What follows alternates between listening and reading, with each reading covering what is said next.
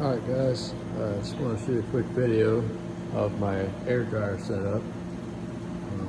There's a couple videos out there on YouTube already of a couple guys showing you how to plumb a Harbor Freight air dryer or an air dryer in general, but I'm just trying to get down to the nitty-gritty. So I had to plumb this guy, or hook up the air lines.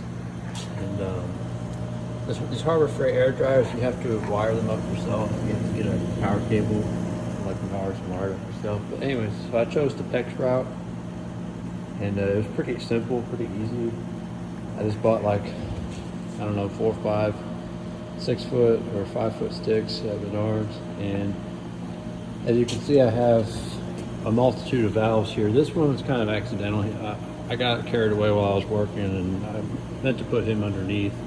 Anyways, but I left him there because if I ever have to just quickly shut it off from the compressor here, I can just turn him off without having to do two. I don't know, I just leave it there. But anyway, so as you can see, it's coming out of steel, NPT, a 3/4 to a 1/2 inch. All the threads are 3/4, but the PEX is, well, this has to be, well, now I'm thinking about it, I think it's all 3/4, 3/4. Yeah, just forget what I said. It's all 3/4, 3/4. I thought it was 3/4 to 1/2 inch, but it's not. So 3/4 PEX pipe, and I went with crimps because I like crimps a little better than the steel clamp style. But you have to have a crimping tool, and you can get a block that you can press together with bolts, and it's only like 25 bucks at Menards. You crimp every size, like 1/2 inch up to 1.5 inches, I think, or inch. Anyway, so yeah, it's pretty straightforward.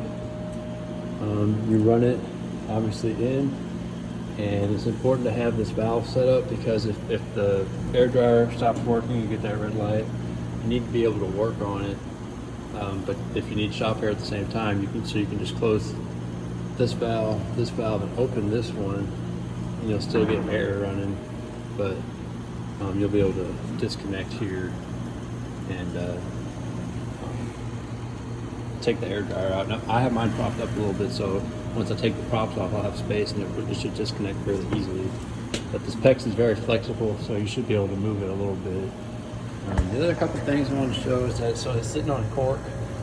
These guys are really noisy, so inside here, the dryer part, or it's not the actual drying part, it's just a secondary like filter. Touches the compressor and rattle. And also, I don't know if you guys can see that, I have a cork right here that I've sandwiched between this plate and this base plate because of how much it rattles. These things are really noisy. So I have cork sandwiched between here, sandwiched between there, and a little piece of cork between the compressor and that filter. And also I've run a piece of electrical tape around just so I can get this tubing to stay propped in a certain way. I wanted it to kind of drip like underneath here. So anyways, those were all my mods that I did to it. But yeah, if you guys have any questions, just let me know. But it's super easy. Don't be intimidated by a project like this. It's fairly straightforward. PEX is pretty cheap. All that stuff's pretty cheap. So good luck, guys. If you have any questions, just ask.